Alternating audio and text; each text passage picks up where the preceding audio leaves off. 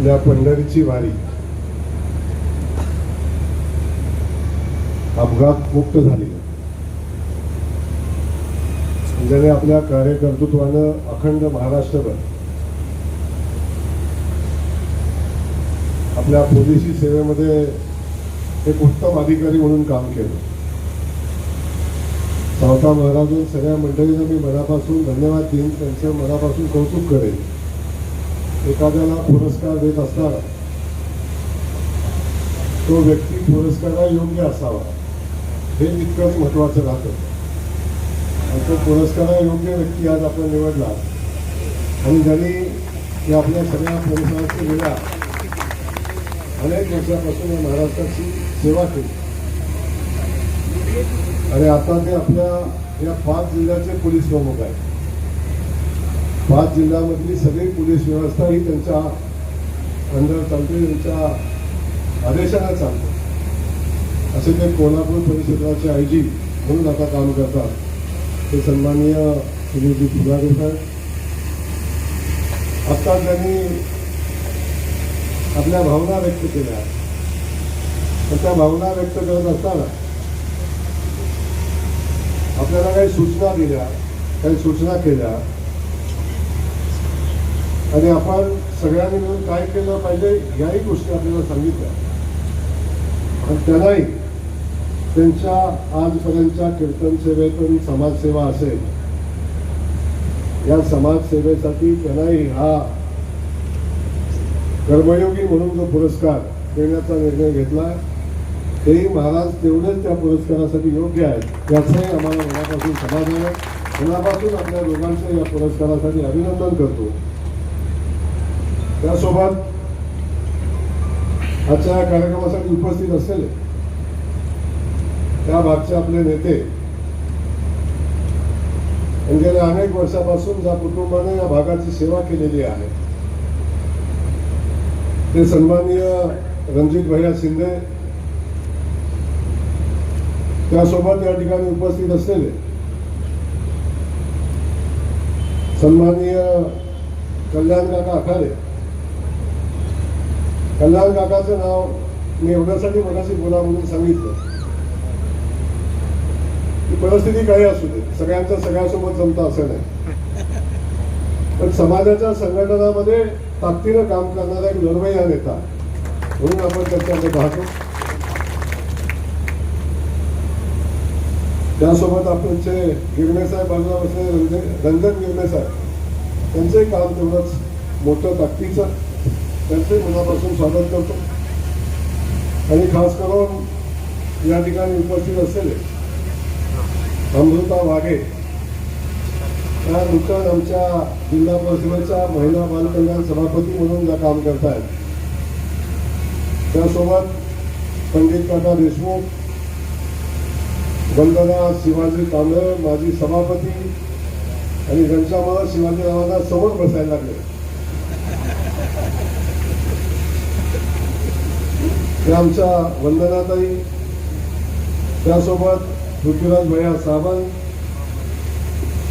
सुरत्नप्रभा दीपकरावजी राठोडे, त्या आमच्या सरपंच आहेत या गावच्या, बाळासाहेब माली, योगेश पाटील, संजय पाटील, अविनाशजी गोरे, आबासाहेब खरे, अविनाश उदय, राहुल अक्रम, कोळींकर साहेब, आदिनाथ गवळी, सन्माननीय या विभागाच्या प्रांत मॅडम जयश्री आव्हाड, अशा अनेक लोक या ठिकाणी उपस्थित. आमचे बीडचे ॲडव्होकेट वकील साहेब इथे उपस्थित आहेत, ज्यांचं खऱ्या अर्थानं नाव घेतलं पाहिजे. सगळे प्रमुख लोक पुढे बसलेले आहेत, त्यांचंही मी मनापासून स्वागत करतो. आमच्या लाडक्या बहिणी आहेत, त्यांचंही मनापासून स्वागत करतो. या सगळ्यांचं स्वागत करत असताना या कार्यक्रमाचं संयोजन करणार आदरणीय सावता महाराज, आदरणीय प्रभू महाराज, त्यांच्यासोबत त्यांचे सगळे सहकारी, त्यांचं मी मनापासून या ठिकाणी कौतुक करेन. त्यांचे सगळे कुटुंबीय आणि या भागातले सगळेच हा कार्यक्रम यशस्वी व्हावा म्हणून प्रयत्न करणारे सगळेच आमचे सहकारी, पाठीमागे आमचे शिंदे साहेब त्या सगळ्यांचं मनापासून स्वागत करत असताना आज आपल्या सावता महाराजांच्या संजीवन समाधी सोहळ्याचा चंदनउटी सोहळा, या सोहळ्यासाठी आपण सगळेजण या ठिकाणी आलेलो आहोत. आपल्या सगळ्यांची प्रचंड श्रद्धा या आरणच्या सावता महाराजांच्या जन्मस्थळावर, समाधी स्थळावर आहे.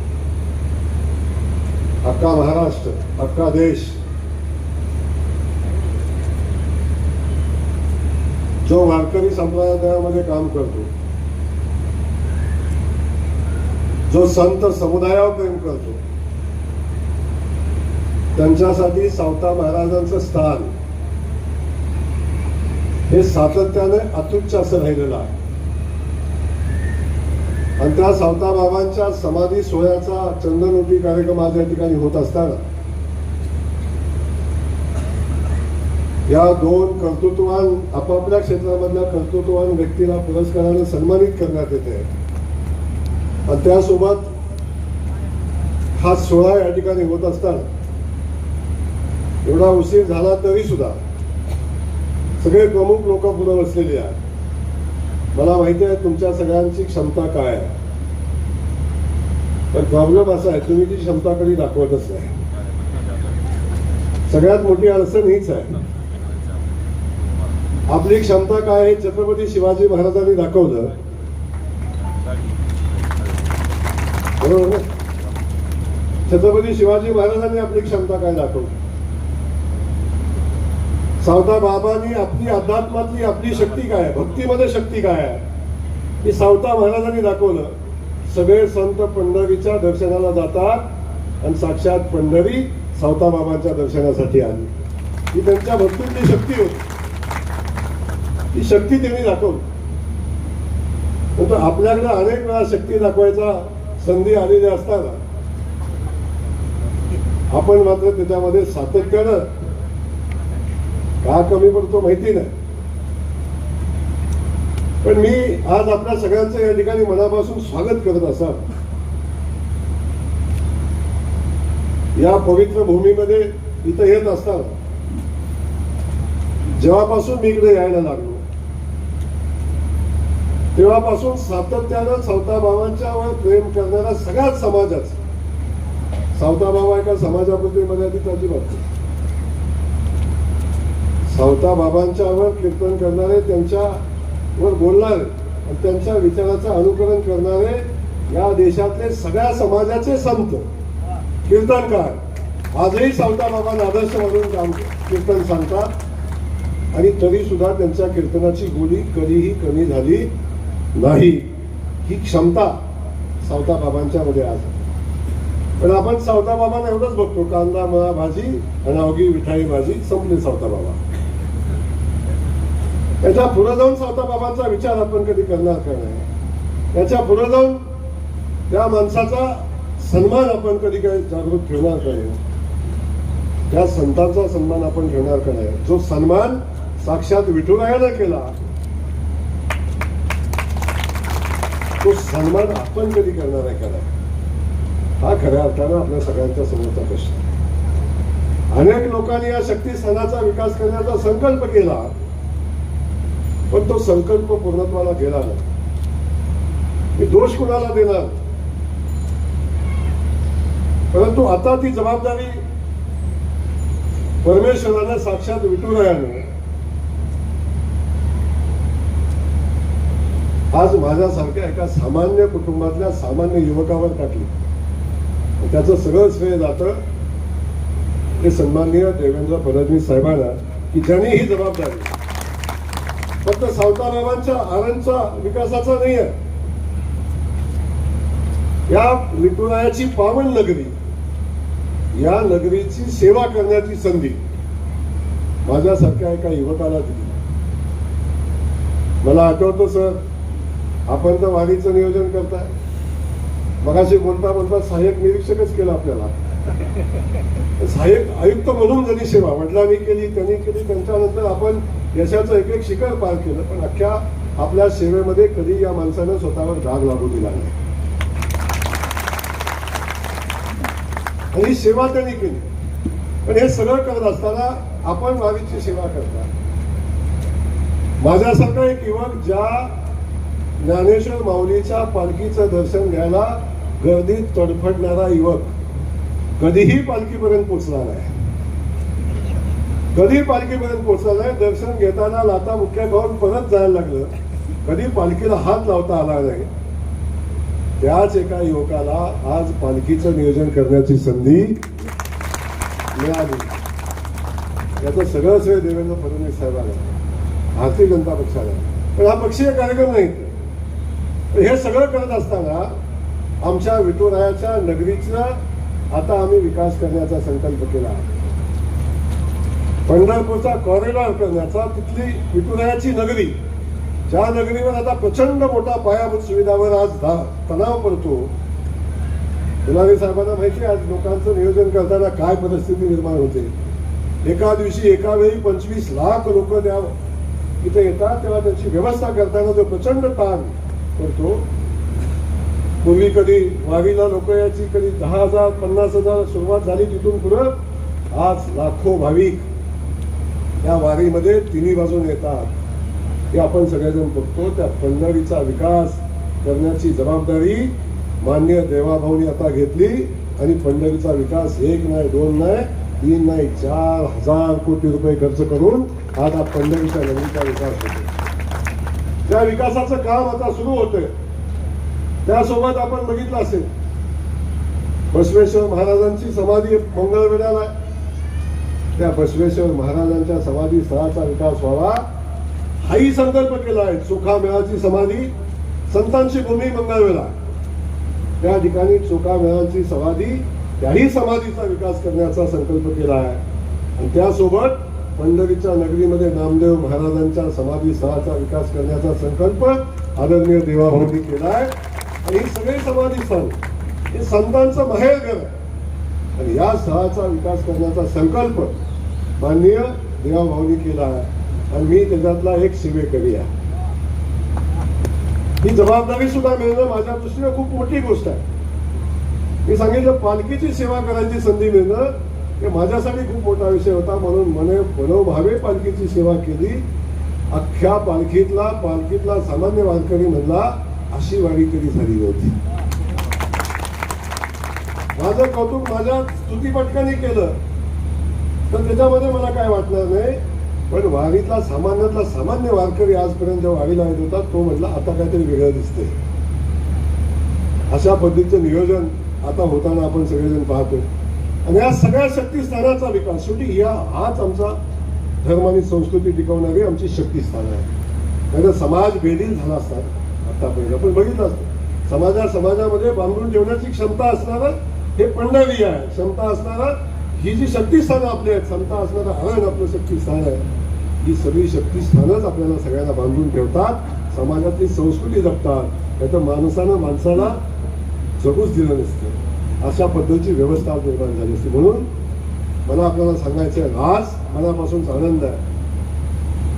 अनेक लोकांचा हातभार वितळा या अरणच्या भूमीमध्ये सावताबाबांच्या नावाला शोभेल असं, त्यांच्या सन्मानाला शोभेल असं भव्य दिव्य स्मारक या ठिकाणी उभं राहावं, इथला विकास व्हावा अशा पद्धतीचा संकल्प आपण केला.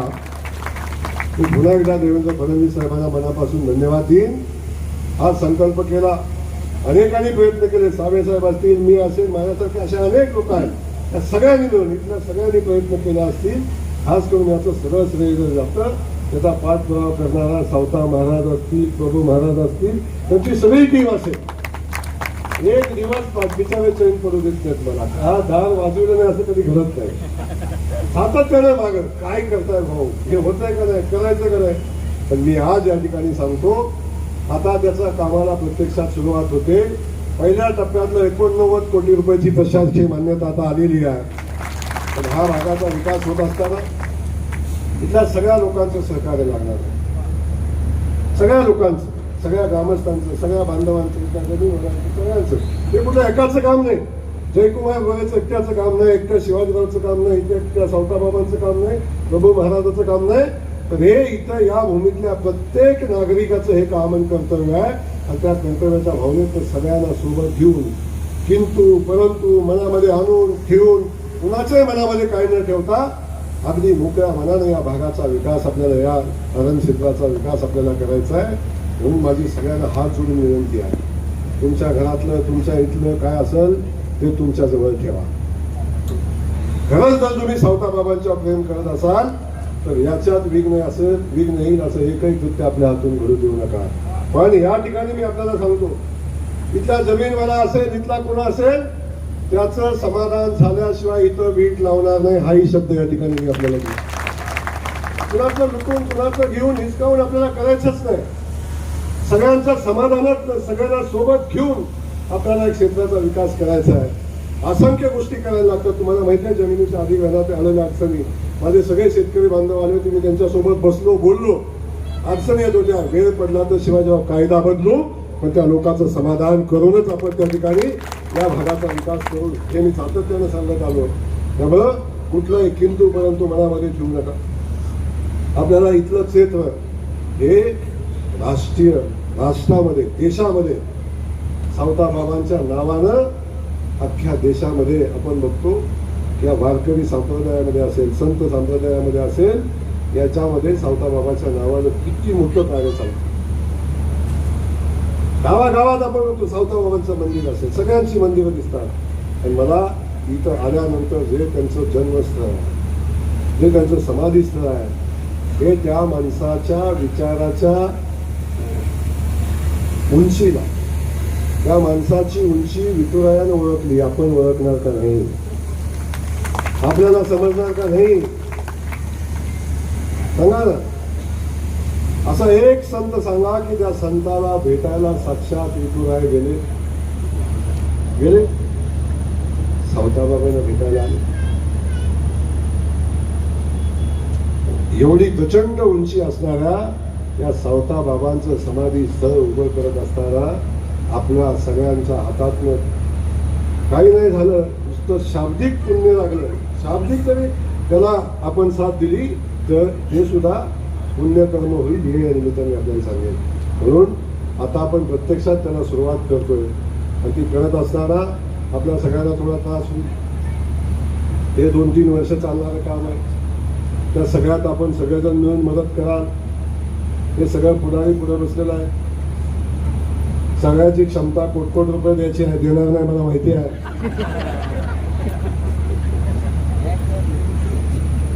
माहिती आहे मला, आता जमीन निघू दे, लगेच तुटून पडतं ते, सगळं माहिती आहे. पण असं काय करणार नाही, तुम्हाला माहिती आहे. पण आम्ही तुम्हाला काहीच मागणार नाही, हेही मी तुम्हाला सांगतो. देवाभाऊ सोबत आहे, आता काय मागायचं नाही, आता द्यायची द्या. या संतांच्या विचारावर चालणारं हे सरकार आहे.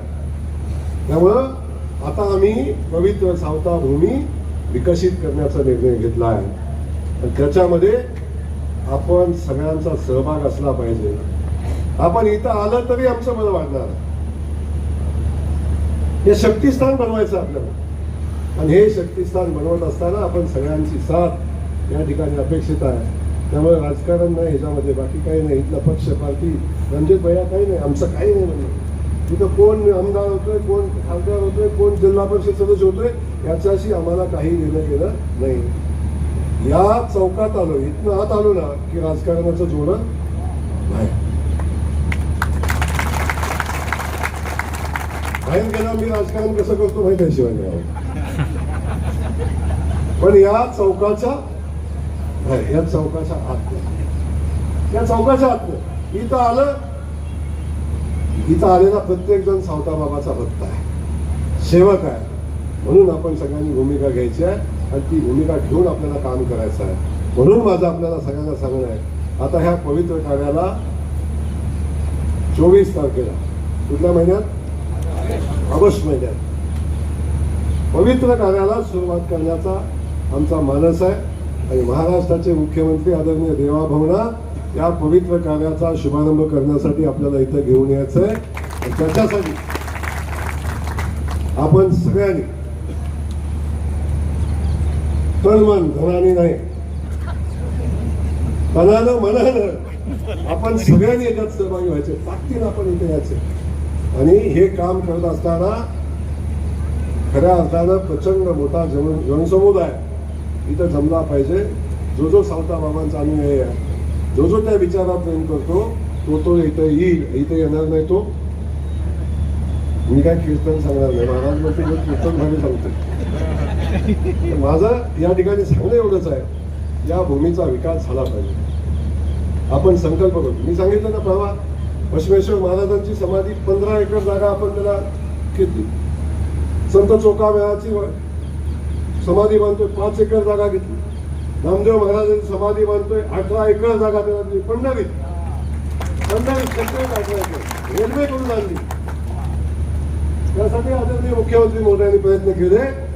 नामदेव महाराजांची समाधी ज्या ज्या ठिकाणी आवश्यकता आहे त्या सगळ्या संतांच्या विचारांना बळ देणं, नाहीतर समाजातलं हे सगळं माणुसकी संपून जाईल.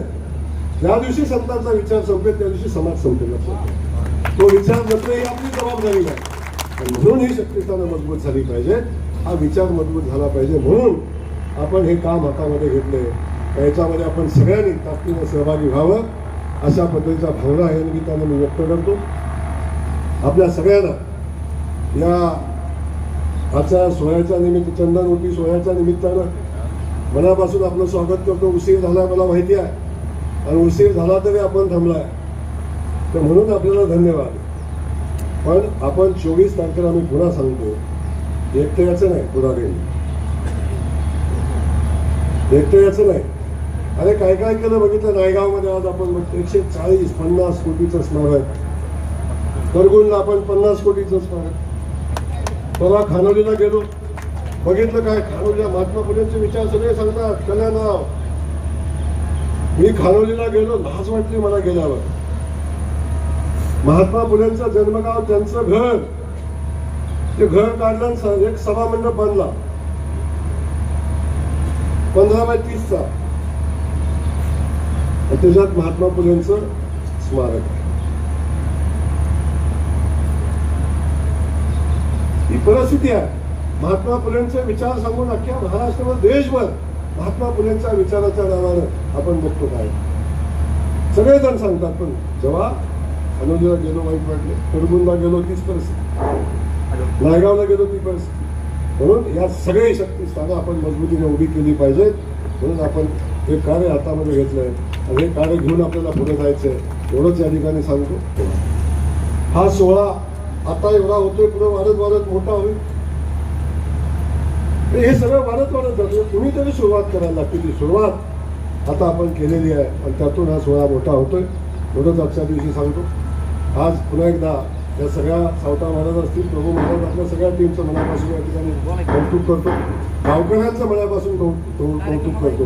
गावकऱ्यांना माझी विनंती आहे, काय पाहिजे ते गावाला मागा, ते सगळं देतो. आमचं नेता आलं कानातपर्यंत 25 ग्रामपंचायतीला मंजूर झालं. 70 लाख पाहिजे. 70 लाख काय लागलं, 70 तर देतो, लागलं तर 1 कोटी रुपये देतो, काळजी करू नका. गावाचंही आपल्याला सगळ्या गावाला सोबत घेऊन जायचं. शेवटी हे जे आहे, हे क्षेत्र आहे, हे आरण, आणि आरण गावात सुचा विकास तेवढ्या ताकदीने झाला पाहिजे. त्यामुळे तुम्ही जे मागाल या गावासाठी, माझा शब्द आहे गावकऱ्यांना, जे मागाल त्याला नाही म्हणणार नाही. या पुण्यकर्मात सहभागी व्हा. आपण सगळे मिळून काम करू. पक्ष पार्टीला पलीकडचं करू. बघू नंतर कुणाला यायचं, कोण निवडून येतोय, कोण पडतोय, बघू परत, ते पुन्हा बघू. पण आता इथं येत असताना बाकी सगळ्या गोष्टी बाजूला ठेवून आपण ताकदीनं काम करू. एवढंच आजच्या दिवशी मी आपल्याला सांगतो. दोन्ही पुरस्कार प्राप्त, दोन्ही ज्यांना पुरस्कार मिळाला, बोरारे साहेब असतील, आमचे कदम महाराज असतील, या दोघांचं मनापासून अभिनंदन करतो. अखाडे काका असतील, गिरमेचे असतील, आपण सगळेजण इथं आहे. या सगळ्यांना माझं सांगणं आहे, या सगळ्या आपापसातलं मतभेद सोडून आपण सगळ्यांनी मिळून ही सेवा जी हातात घेतली ती पूर्ण करूया. एवढंच आजच्या दिवशी सांगतो. मला उशीर झाला, आपल्या सगळ्यांची मनापासून क्षमा मागतो. धन्यवाद.